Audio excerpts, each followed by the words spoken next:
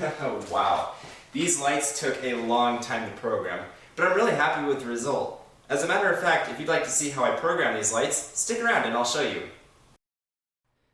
Hello ladies and gentlemen, it's Nate the Lighting Guy and welcome to my desktop. Today we're going to be showing you a little bit about how I programmed the stinger units in the video that you've just saw. So we are going to be looking at programming this lighting unit right here, the American DJ Stinger. I actually already have one set up in the bottom left hand corner here. It's set to really dim because I want to make sure that you all can see the lights without it whiting out the camera essentially. And so that's why it's really dark, but you'll be able to see the strobe lights pretty clearly once I turn them on.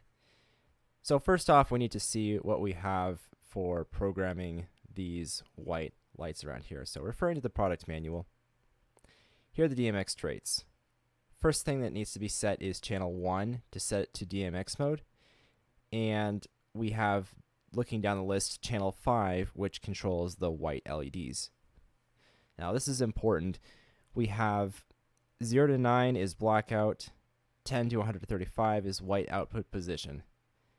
This is what I worked with for most of the LED chases. Now, it really does not give you very much of a description of what the white output position actually does. But there's a set of patterns, and I'll show you those pretty soon. But there's one more channel I also want to make mention of, and that's channel 6 over here, which is the white LED strobe. Now, in certain parts of the program where I need the white LED strobing, I will set the slider up to the strobing part on the chase setting. And it's not actually going to chase, it's just going to set it to strobing.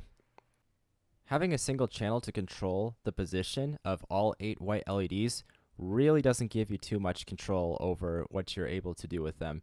It would have been much more helpful if there was 8 individual channels for each of the LED emitters, but now it's understandable why this unit is set up in this way. It's one of those 3-in-1 multi-effect units, and it seems like a majority of the people who would use this wouldn't actually try to do some of the wild programming that I'm trying to do here.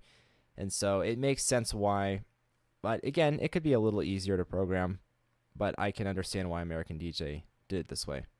Now, if you, as a matter of fact, have the Stinger 2 unit, like this one right here, well, they actually changed the DMX traits here. And if we go down to the ultraviolet LEDs, which replaced the white LEDs previously, there's only a chase setting, and you can only control chases on these LEDs. There's no selecting which ones are on or which ones are off. You can't even do full on with these UV LEDs on the Stinger 2. So if you're watching this video and you wanted to do Stinger 2 programming, I'd recommend not doing that. It's just, it's not set up for that. As a matter of fact, I wouldn't even recommend the Stinger for programming something like this either, because it doesn't give you a lot of control over it. And even though it does to a certain extent, programming that takes a long time to do. I'd much rather program some other lights to do to this one, but I really wanted to show off what the Stinger was capable of, and so that's what we got.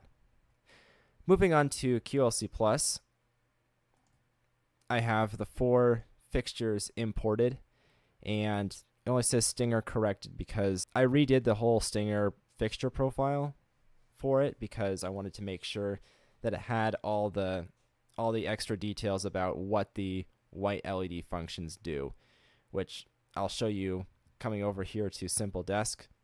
I'm going to set the first fixture that we have, setting it up to DMX mode, which is all the way on. As I scroll up on the slider, you will see the LEDs start to move around in their patterns. First one's single, second one's double, the third one is opposing, fourth, threes, 2 opposing, top and bottom, alternating, and full on. So those are the options we get. The total LED settings we can do here, from all off to all on, we have about 25 different patterns we can select, not counting off. If we want to strobe these lights, then we go over to channel 6, in which we turn up the slider to above that halfway mark about, and we see it start strobing. The higher up we go, it doesn't really do much anything. It just strobes from halfway on.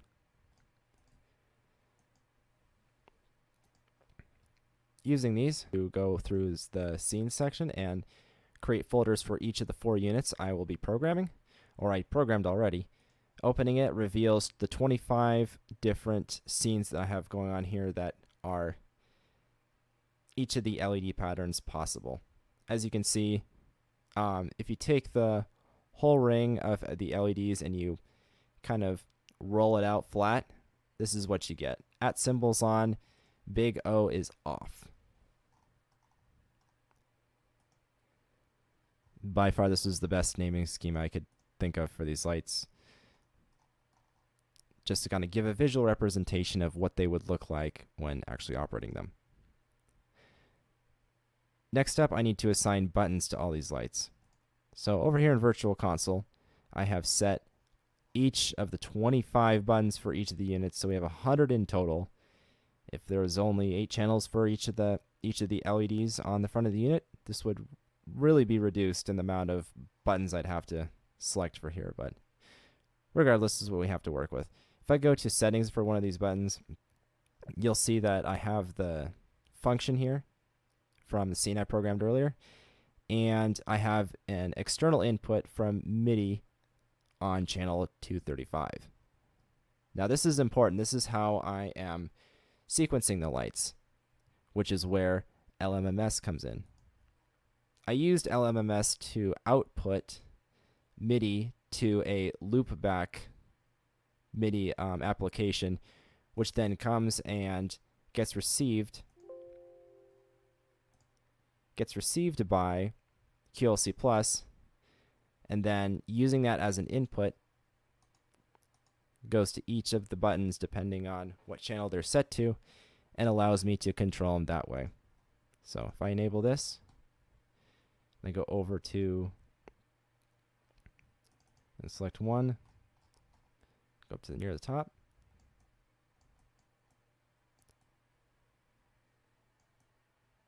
you'll see the lights come on. And that's how they work. Now, this uses almost the entire keyboard except for down here to about 5 keys down, and with that I have one that is the bell fill out, which is simply means that this song has a bit of a bell intro at the beginning that you hear the bell ring, and then this is kind of the sequence that goes along with it. That's why it's called what it is. The next one down is the strobe lights, which basically, when I have one of these scenes running, it's going to turn on the strobe effect, the channel 6 I was telling you about, and that controls the strobing. All the ones down here are a couple of the other chases that I did, including like synth in, just meaning the multicolor chasing we have going on. Also have the laser chases, all color strobe, all colors on in strobing, and then the 2 color shift ones that are very similar to all color strobe, except for there's 2 of them are on 2 colors, and then the rest of them are off, as well as the second 2 for the next one, the other ones being on and on a different color. So gives us kind of a cool back and forth thing that I used later on the second half of the program. That pretty much covers everything that QLC Plus has going on here. Over here in the Stinger Light Show portion of the program, I have the song imported here. I decided on programming Everen Maxwell's Breaking Time because there's a lot of cool kind of clock-like sounds going on in the track, and being that these lights are in a circular pattern, it just makes sense that, hey, maybe I can animate these like gears. And so that's what I did. I'll go through a quick section of the song right here. There we go. So quick overview of how I program this. All of these buttons correspond to the lights that are on here, including the first stinger, second, third, and fourth. So here's what the lights look like with music.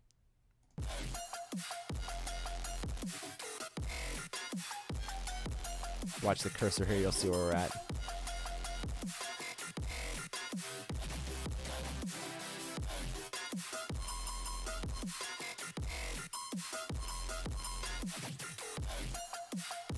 If I scroll down here to the bottom, you'll see where I have these single ones here that just control the strobing. Strobe on, strobe off. You'll see the separate patterns here that are controlling these buttons up here to the right.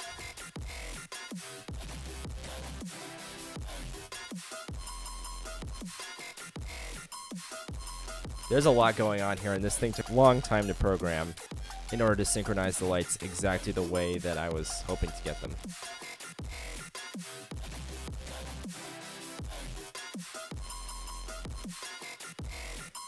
And there's how I programmed this song. So I hope that was helpful. And until next time, I'm Nate the Lighting Guy, and thanks for watching.